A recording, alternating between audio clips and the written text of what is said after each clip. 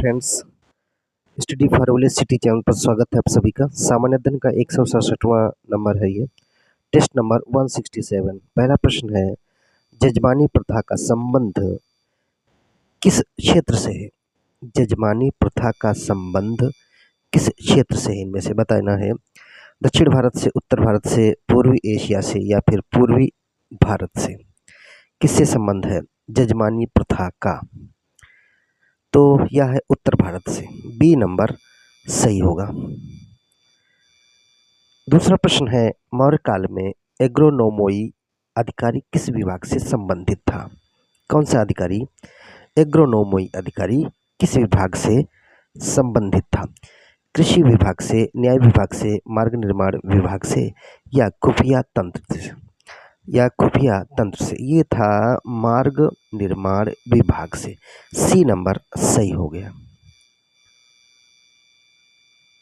तीसरा प्रश्न कहता है, संधारणीय विकास लक्ष्य का निर्धारण किसके द्वारा किया गया है? किसकी बात हो रही है? संधारणीय विकास लक्ष्य का निर्धारण किसके द्वारा किया गया है? आरबीआई द्वारा, भारत सरकार द्वारा, गुटनिरपेक्ष संगठन द्वारा या फिर संयुक्त राष्ट्र संघ द्वारा? संधारणीय विकास लक्ष्य का जो निर्धारण किया गया है या संयुक्त राष्ट्र संघ के द्वारा किया गया है। डी नंबर सही हो गया। तीसरे का डी। चौथे प्रश्न पर आएंगे। चौथे प्रश्न की बात करेंगे, कोडरमा। कोडरमा कोडरमा पहाड़ियाँ किस खनिज उत्पादन के लिए प्रसिद्ध हैं? कोडरमा पहाड़ियाँ किस खनिज उत्पादन के लिए प्रसिद्ध हैं? कोयला, चांदी, तांबा या फिर अभ्रक? जो कोडरमा की पहाड़ियाँ हैं यह अभ्रक के लिए प्रसिद्ध हैं। डी नंबर सही होगा। पांचवा प्रश्न है, साइलेंट स्प्रिंग नामक पुस्तक के लेखक कौन है? कौन सी पुस्तक? Silent Spring. कौन से लेखक हैं इसके साइलेंट स्प्रिंग के? Rachel Carson, Rafiq Zakaria, Neerja Chaudhary, Shashi Tharoor. कौन से हैं? गेस करिएगा। तो ये हैं रैचल कार्सन। ए नंबर सही हो गया साइलेंट स्प्रिंग के। छठा प्रश्न है, रिंगेलमैन स्केल का उपयोग किस के घनत्व के मापन के लिए किया जाता है? रिंगेलमैन स्केल का उपयोग किसके घनत्व के मापन के लिए किया जाता है, ये बताना है। ओजोन परत के घनत्व के मापन हेतु, धुआं मापन हेतु, मोटर गाड़ियों के इंजन क्षमता हेतु, वायुयान के ईंधन हेतु? तो यह है धुआं मापन हेतु। बी नंबर सही होगा। छठे का बी नंबर रिंगेलमैन स्केल किया जाता है। निम्न में से, सातवां प्रश्न कहता है, निम्न में से किस अनुसूची के अंतर्गत राज्यसभा में सीटों का बंटवारा किया गया है? राज्यसभा में जो सीटों का बंटवारा है किस अनुसूची के अंतर्गत किया गया है? दूसरी अनुसूची, चौथी अनुसूची या फिर तीसरी अनुसूची? सातवां प्रश्न है, यहीं पर प्रश्न आंसर मिल गया है। तो किसमें? चौथी अनुसूची में। बी नंबर सही होगा।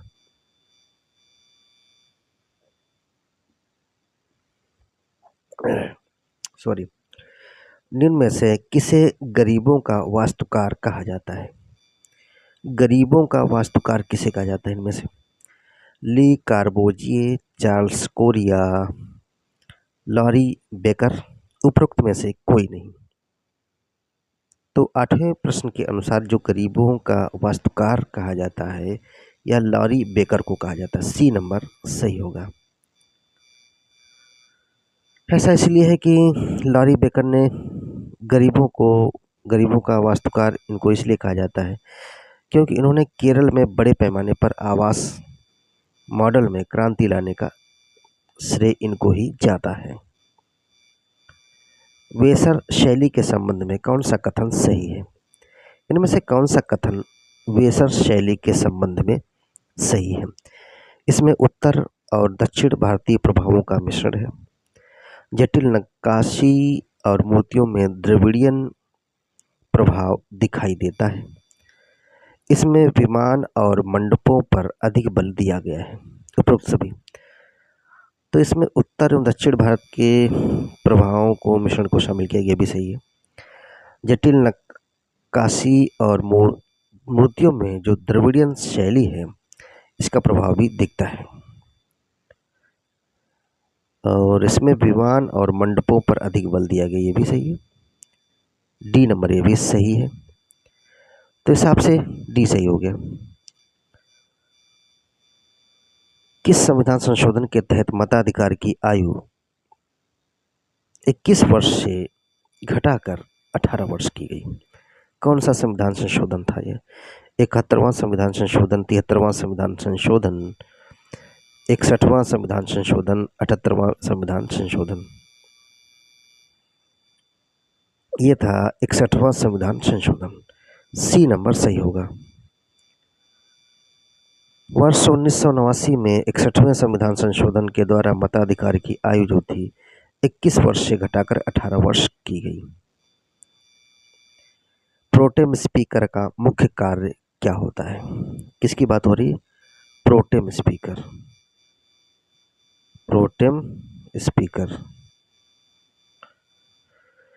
इसका मुख्य कार्य क्या रहेगा प्रोटेम स्पीकर का? सदस्यों को शपथ दिलाना, बजट पर हस्ताक्षर करना, संयुक्त बैठक बुलाना या फिर उपरोक्त सभी। तो प्रोटेम स्पीकर जो है ये सदस्यों को शपथ दिलाने का कार्य करता है। ए नंबर सही हो गया। बढ़ते हैं अगले प्रश्न की ओर। लखनऊ को उत्तर प्रदेश की राजधानी कब बनाया गया? लखनऊ को उत्तर प्रदेश की राजधानी कब बनाया गया भाई? वर्ष 1839 में, 1858 में, 1921 में या फिर 1950 में? कब बनाया गया लखनऊ को उत्तर प्रदेश की राजधानी? तो वर्ष 1921 में लखनऊ को उत्तर प्रदेश की उत्तर प्रांत की राजधानी बना दिया गया। वर्ष 1921। कुछ व्याख्या देखेंगे। वर्ष 1921 में प्रदेश की राजधानी इलाहाबाद से लखनऊ कर दी गई और वर्ष 1935 में प्रांतीय सचिवालय भी जो था इलाहाबाद से मीन्स प्रयागराज से लखनऊ स्थानांतरित कर दिया गया। तुगलकनामा पुस्तक के रचयिता कौन है? तुगलकनामा पुस्तक के रचयिता कौन है इनमें से? अमीर खुसरो, गुलबदन बेगम, मोहम्मद तुगलक या फिरोज शाह तुगलक? कौन है? अमीर खुसरो ही। ए नंबर सही हो गया। तुगलकनामा पुस्तक के रचयिता। 13वां प्रश्न था ये। 14वां प्रश्न कह रहा है कि ब्रिटिश भारत में सांप्रदायिक प्रतिनिधित्व की व्यवस्था सर्वप्रथम की गई। ब्रिटिश भारत में सांप्रदायिक प्रतिनिधित्व की व्यवस्था सर्वप्रथम कब की गई? सांप्रदायिक का मतलब ये होता है कुछ समुदायों के आधार पर बांटने का कार्य। वर्ष 1909 के अधिनियम से, 1919 के अधिनियम से, 1935 के अधिनियम से या फिर उपरोक्त में से कोई नहीं। ब्रिटिश हुकूमत ने क्या किया? सांप्रदायिक प्रतिनिधित्व की व्यवस्था कुछ लोगों के मांग पर, कुछ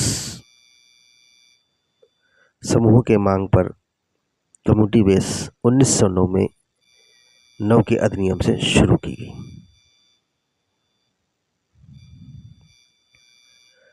ब्रिटिश भारत में सांप्रदायिक प्रतिनिधित्व की व्यवस्था सर्वप्रथम 1909 के अधिनियम से की गई, जिसे मार्ले मिंटो सुधार के नाम से भी जाना जाता है। कमेंट करके बताइए इनमें किस कम्युनिटी की, मुस्लिम या सिख या किन किन लोगों को अलग निर्वाचन की व्यवस्था कर दी गई थी? कमेंट करके बताइए। जजमाओं का युद्ध कब हुआ था? किसकी बात हो रही? जजामऊ नहीं, सॉरी गलत पड़ गया, जजाऊ,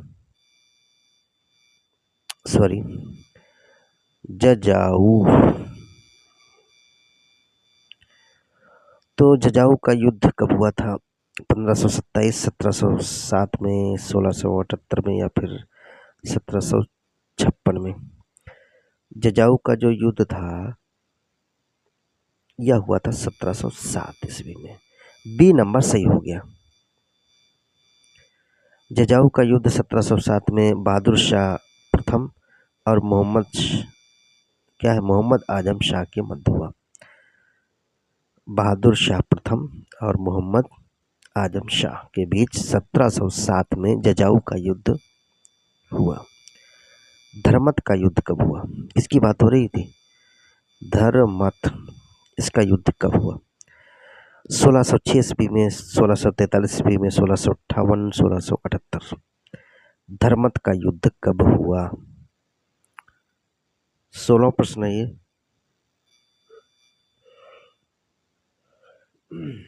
सॉरी, जो धर्मत का युद्ध है वह हुआ है 1658 में। सी नंबर सही हो गया। धर्मत का युद्ध 1658 में दारा शिकोह और औरंगजेब के मध्य हुआ। दारा शिकोह और औरंगजेब के मध्य। निम्न में से किसकी उत्पत्ति का कार्य यकृत से है? किसकी उत्पत्ति का कार्य यकृत से है? लाइपेज, यूरिया, श्लेष्मा, हाइड्रोक्लोरिक अम्ल।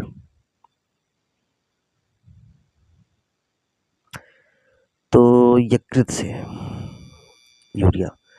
मनुष्य भी यूरिया का प्रोडक्शन करता है इस हिसाब से, और 24 घंटे में 0.25 ml यूरिया मनुष्य के द्वारा उत्सर्जित कर दी जाती है पेशाब के माध्यम से।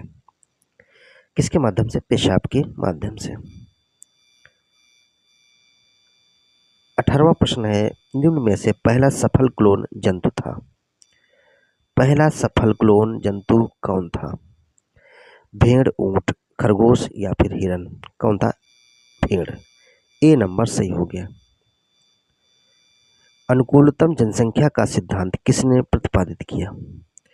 अनुकूलतम जनसंख्या का सिद्धांत किसने प्रतिपादित किया? थॉम्पसन। यहाँ पर थॉम्पसन ये लिखा जाएगा। थॉम्पसन नौकर क्या है? Thompson. Thompson, Henry George, Edwin Cannan या फिर माल्थस? अनुकूलतम जनसंख्या का सिद्धांत जो प्रतिपादित किया था एडविन कैनन ने। सी नंबर सही हो गया। अनुकूलतम जनसंख्या का सिद्धांत वर्ष 1924 में एडविन कैनन ने प्रतिपादित किया था। गांधी मर सकते हैं परंतु गांधीवाद सदैव बना रहेगा। क्या है? गांधी मर सकते हैं परंतु गांधीवाद सदैव बना रहेगा। यह वक्तव्य महात्मा गांधी ने भारतीय राष्ट्रीय कांग्रेस के किस अधिवेशन में कहा? कानपुर अधिवेशन, मुंबई अधिवेशन, बेलगाम अधिवेशन या फिर कराची अधिवेशन में? तो भाई ऐसा कहा है कराची अधिवेशन में, गांधी मर सकते हैं परंतु गांधीवाद सदैव जीवित रहेगा। 20वें प्रश्न के अनुसार आंसर होना चाहिए, फिर कराची की बात हुई है तो डी नंबर सही हो जाएगा। क्या है? डी नंबर सही हो जाएगा। कराची का अधिवेशन वर्ष 1931 में हुआ था। इसमें कहा गांधी मर सकते हैं परंतु गांधीवाद सदैव बना रहेगा। जिया तरंग आंदोलन कहाँ प्रारंभ हुआ? जिया तरंग आंदोलन कहाँ प्रारंभ हुआ? मिजोरम में, मणिपुर में, गोवा में या फिर सिक्किम में? तो ये जो जिया तरंग आंदोलन है वैसे तो नागालैंड में भी इसकी शुरुआत हुई है, वहाँ पर भी। तो यहाँ पर मणिपुर रहेगा इसमें। बी नंबर सही हो गया। जिया तरंग आंदोलन मणिपुर में शुरू हुआ था। इसे रानी गैडिनलू, क्या है? रानी गैडिनलू ने शुरू किया था। यह आंदोलन सविनय अवज्ञा आंदोलन के दौरान हुआ था।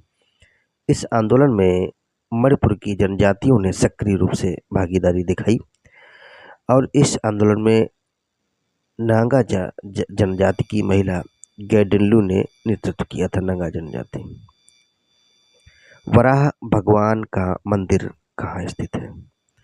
वराह भगवान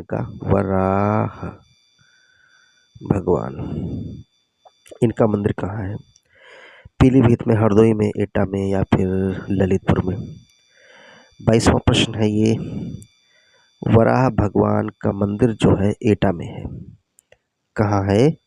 एटा में। सी नंबर सही होगा। श्रृंगी ऋषि कहाँ स्थित है? किसकी बात हो रही है? श्रृंगी ऋषि।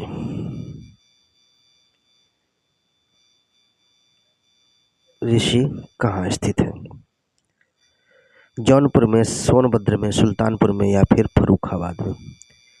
23वां प्रश्न है ये। तो ये है फर्रुखाबाद में। कहाँ रहेगा? श्रृंगी ऋषि मंदिर है ये प्रकार का, ये फर्रुखाबाद। डी नंबर सही हो जाएगा। कुछ हमने 3 मंदिरों को यहाँ पर शामिल कर लिया है क्योंकि रिवीजन बहुत जरूरी है। दशावतार मंदिर कहाँ स्थित है? उत्तर प्रदेश से संबंधित है ये। मिर्जापुर, सोनभद्र, ललितपुर या फिर एटा? दशावतार मंदिर कहाँ स्थित है? दशावतार मंदिर जो है ललितपुर में है। कहाँ है? ललितपुर में स्थित है। रेंगमा जनजाति भारत के किस राज्य की मूल जनजाति है? रेंगमा जनजाति भारत के किस राज्य की मूल जनजाति है बताना है। नागालैंड की, मणिपुर, महाराष्ट्र या फिर मध्य प्रदेश की? महाराष्ट्र की भी नहीं है, मध्य प्रदेश की भी नहीं है, नागालैंड की या फिर मिजोरम, इनमें से किसी की होना चाहिए वैसे। तो रेंगमा ये है नागालैंड की रेंगमा जनजाति। आज के लिए सिर्फ 25 प्रश्न ही शामिल किए गए। पढ़ते जाइए, प्रैक्टिस करते जाइए। प्लेलिस्ट में ढेर सारे वीडियो दिए हैं, आप लोग देख लीजिए। Thank you.